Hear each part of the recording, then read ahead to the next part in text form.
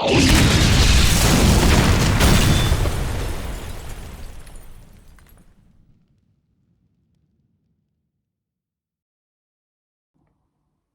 you doing, everyone?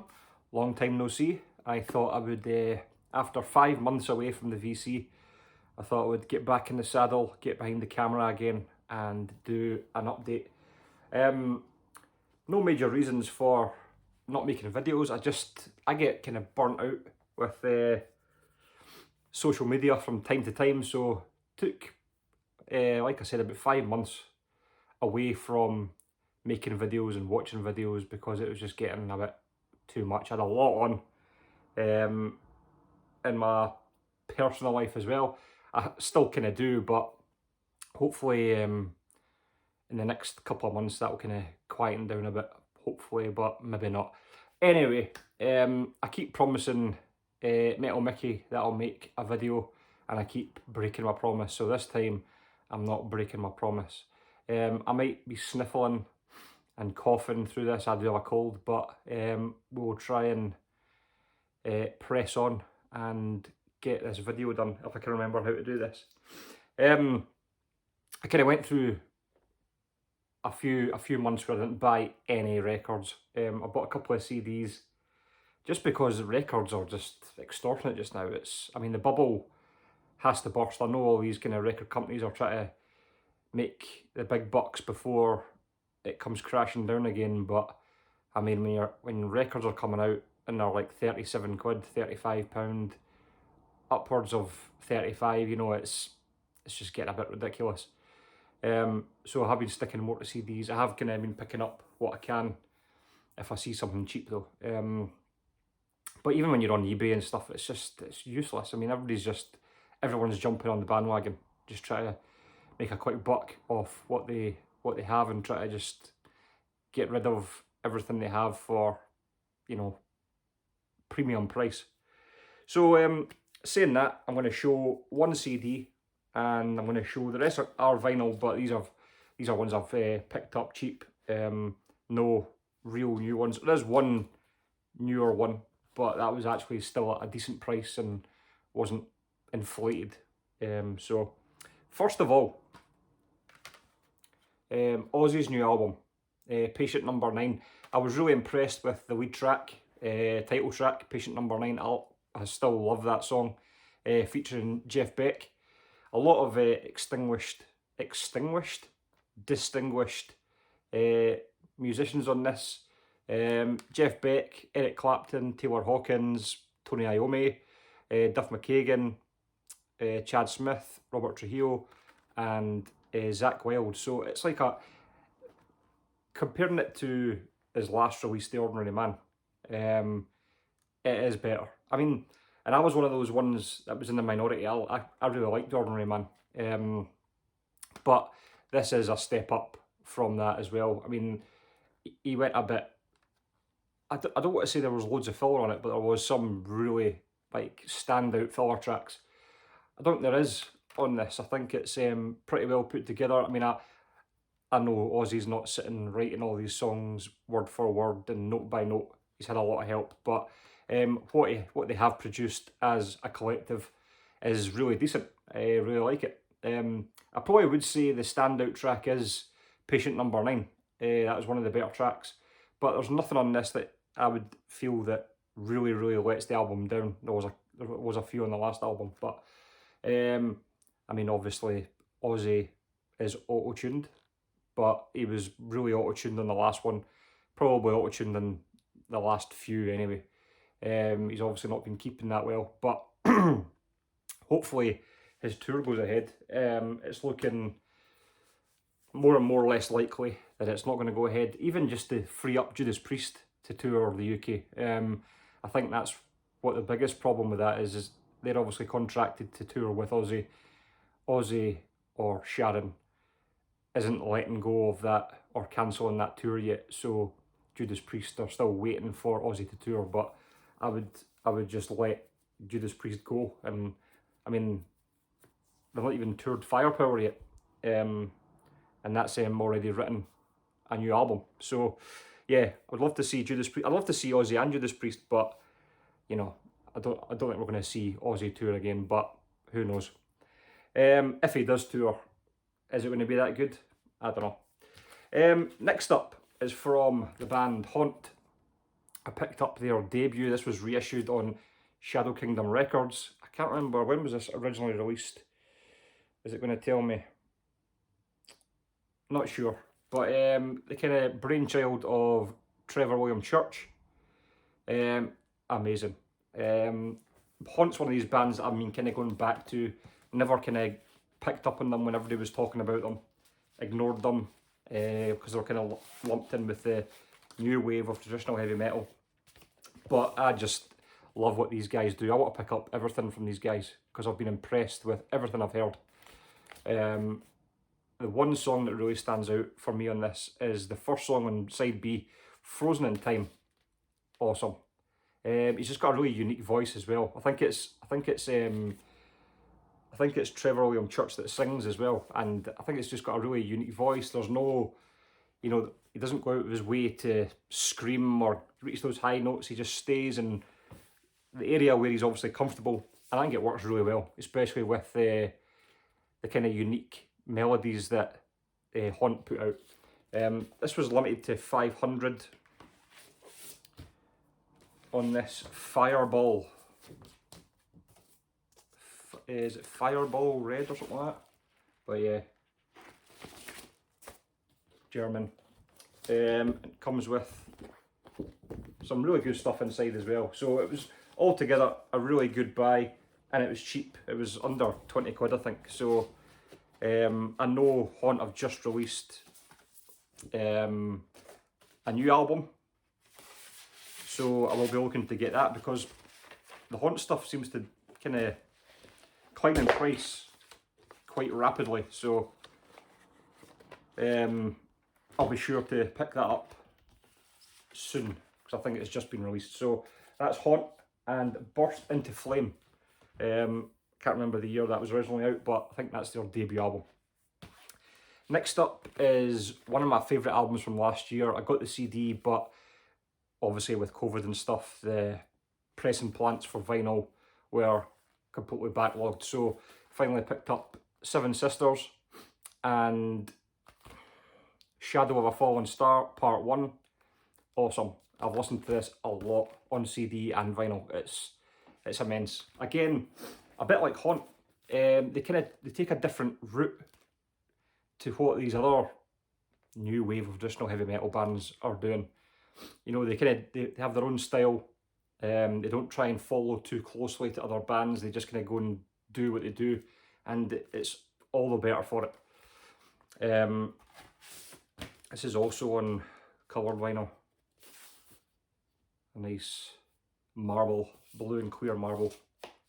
So yeah, I was really glad to pick that up on vinyl, and the artwork when you see it on the vinyl is just 10 times better as well. So Shadow of a Fallen Star Part 1, Seven Sisters, awesome. Next up, following along in my Saxon collection, saw this going cheap the other day, Call to Arms. Now, I would say in the last year I've picked up Carpe Diem, Thunderbolt, Battering Ram, Lionheart, Sacrifice, and now this. And I would say this is probably the weakest out of the lot. Now, you can't really say there's any bad songs on it. It's just, I think it's I don't know if it's the lyrical content that kind of gets to me, but I would say it's weak at the start. The first side's kind of weak, and then it kind of gets to building up momentum after side B. But I'm kind of getting sick of these. Now you'll see that in a lot of these Saxon albums you get, like Made in Belfast, what was the other one on their new one? Age of Steam. And on this they've got Ballad of the Working Man. It's like they're trying to remind you that they're a working class band, and you know, sometimes it just gets a bit old. They've always kind of got that song on their albums that you just think, God, right, harking back to this and that again. But yeah, it was definitely I mean, I don't think any of the Saxon albums really blow me away, but this was, I would say, a bit lackluster to start with, but definitely picked up near the end, although it does have that Ballad of the Working Man. No Rest for the Wicked. I think that was my favourite on this album, and that's on side B, number 9. So, and I'm just looking here, produced by Biff Byford and Toby Jepson. Who's that Toby Jepson again? He's a DJ on Planet Rock, but I'm trying to think what band he was in. Might have been Thunder. Was he? Is that the guy from Thunder? I can't remember. Anyway, yeah, nothing special inside, but yeah, it was a bit. I would say it was the weakest one I've picked up so far from Saxon. As I'll work my way back, but I think I'm going to try and pick up Inner Sanctum next, but that's getting really hard to find, so, or hard to get anyway. But yeah, Call to Arms, it's not their best, but I'd probably still find it a bit heavier and a bit catchier than some of their old stuff. So that was Saxon. I think that was from 2011 when it was originally released. Next one, I picked up the debut from Heir Apparent. This is the reissue from, is it this year or last year? Do your homework. I think it's from this year, early this year. But this is really hard. I mean, any of the Heir Apparent albums are hard to find, OG wise. I was lucky enough to find One Small Voice last year online, and it wasn't a crazy price. Probably the same I paid for this, it's about 20 quid. But I saw this was getting reissued by Hammerheart, and I was all over it. So there's the cover. There's a separate cover as well. I might stick that up in the corner as well. But I think I like this one better. The other one's a bit more colourful, but this is the kind of one I'm used to. I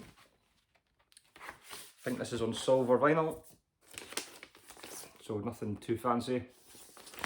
But yeah, this is a bit more straightforward metal compared to their second album. This is more just in the vein of like straightforward metal with a bit of US power metal infused in it. When the second album is like more of a concept album, it's quite progressive. This is more in your face. It's quite a long album. How many songs is on this? It's about 12 songs, maybe more. Maybe it could be 13 songs. So it does run a little long, but there's some great songs on it. Tear Down the Walls, Running from the Thunder. I'm sure R.I.P. I'm sure that's the instrumental. Masters of Invasion, Nightmare, Faces in the Dark. Yeah, it's straightforward, heavy metal with some power metal in it. Just a little different. It's more basic than their second album, and more to the point, if you like. So that is Heir Apparent. That is originally from 1986, but reissued this year. And now we're going to get the sunlight coming in. And it's Scotland. Why doesn't it just rain all the time? Next up, what will we go for? I'll go for this one. More new wave of traditional heavy metal. Ram and Death. Now, I've had this for a while. But this was the one that I'm sure I spoke to Darcy about this. I spoke to Andy about this, definitely. And they were like, oh, I think Death is like my favourite Ram album. And I just didn't know. I'd listened to Subversum, and I'd listened to what's our newest one? The Throne Within, is that what it's called? Love those two, but I just wasn't sure about this. And when they were saying it was their favourite, I was like, man, we are way off from what we think is Ram's best album. But the more time I've spent with this, the more spins, it just gets better every time. So I now kind of, it kind of clicked with me. It didn't click straight away. But because people were saying, oh no, that's like their best album, it just made me, I tried harder to kind of get where they were coming from. And I do. I think the first couple of songs, I think, is what did it for me to start with, because they they kind of dragged on a little bit. They're a bit slow and doomy, and there's nothing wrong with that, but when you're expecting this kind of like high octane heavy metal album, to start it off so slow, I was just like, God, fucking get into it already. But it did, and there's some great songs on this. Sorry, it's weird. It's a weird font. You've got I Am the End, Release Me, Defiant's a really good song, Frozen's a good song. Under the Scythe is like, it's like Motorhead, almost like Hell Ripper. It's like speed. It's just like, well, not Hell Ripper. It's not as extreme as that, but you know, it's like heavy speed metal. If you listen to it, you'll kind of understand where I'm coming from. But yeah, I was really impressed with this. After a few listens, I kind of got where those guys were coming from. So, Ram and Death, that's from, could just say Germany. Doesn't have a year. Yeah, but that's from a year. That's from a certain year. So there you go. Really good. It grew on me. Next up is one from this year. Arch Enemy and Deceivers. I'm pretty sure I've ripped this. Yeah, I've ripped this cover. This comes with an obi strip. For this cover, it doesn't actually fit in with the obi strip. It really doesn't actually fit in because it's a kind of thicker. It's a thicker cover on it actually to get a new jacket for it. But this was really decent. I was really impressed with this. I mean, I like Arch Enemy anyway. And this was the album that I picked up and it was like 17 quid and it's like brand new. So I was like, well, where the fuck are these other record labels getting their prices from? It's just mental, just try to cash in. But this is from Century Media, so obviously not being greedy. But yeah, this was excellent. I really enjoyed this. The only downside I would have with this album, I'm going to take this out of this jacket because it's shining up like a bitch. The only thing I would say about this is it almost borders on each song blending with the next, because although the songs are good and they are different, the tempo doesn't really change throughout the album. So when you're listening to it, you almost kind of click and go, oh right, we're on a different song now, if you know what I mean. But I mean, there are some standouts that kind of break up the album. Deceiver, In the Eye of the Storm, I think was their last single off this album, which I really like. The Watcher, I'm sure that was one of the heavier ones. Spreading Black Wings, that was like, because I mean these guys are you would describe them as melodic death metal. They're definitely more melodic than death metal, but when it comes to songs like Spreading Black Wings, that's when you get to the real kind of like the heavier stuff. The Watcher is a heavier one. One Last Time is a more of a not the ballad, but it's very like the more on the melodic side. So, but all in all, I was really impressed with it. It's been a while since they've released an album. The last one was Will to Power. That was maybe five years ago, or four or 5 years ago. So it has been a while. But yeah, I was really impressed with this. I liked pretty much every song. There's some that are more memorable than others. Looking at this now, House of Mirrors, I can't really remember. Morning Star, I can't really remember. But the rest I can pretty much remember how they go, and how melodic, how heavy they are, how growly Alyssa gets. So, like I said, really impressed. So, Arch Enemy from this year, Deceivers. And last up is the latest album from Gran Magus and Wolf God. This was from 2019, Nuclear Blast. And I'm always one of these guys who comes on, shows a Gran Magus album and just go, oh, just always forget how good these guys are. I always see their albums, but I never pick them up. And when I do, I just think they're awesome. I was a bit... This wasn't, I wouldn't say it was a chore. but it was definitely an anticlimax when I listened to this. I've got Sword Songs, I've got The Hunt, I've got Triumph and Power, or was it Triumph and Glory? Can't remember, but that's awesome. And this was, I was just left a bit kind of, at the end of it, I was like, I kind of expected more. Because Gran Magus have this kind of style in themselves. He's got a really like gruff, deep voice, almost like, it's kind of like Viking. But you know, if you hear him, you know it's Gran Magus. And after the first couple of songs, I was like, okay, this is going to be another banger. But the more it went on, the more I just kind of thought, this is definitely weaker than what I've heard by Gran Magus so far.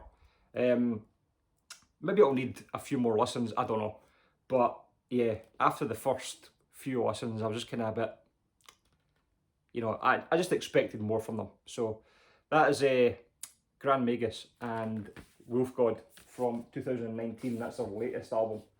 I'm sure they've got one in the pipeline. They're quite consistent with their albums. I think they've got about 11 albums or something now, which you'd never think because they're not a huge band, but I think they just consistently put out albums. So that is my update. Hope you guys enjoyed that. As always, please comment, let me know what you think of my pickups. Sorry to disappoint all you guys who thought I was going forever, but what can I say? Here I am. I'm sure we've been talking as well. Me, Mike, Andy and Mark, we're trying to get a Contact in Blood topic sorted for the end of this month, so look out for that. And in the meantime, let me know what you think of my pickups, and I'll see you guys very soon. Cheers.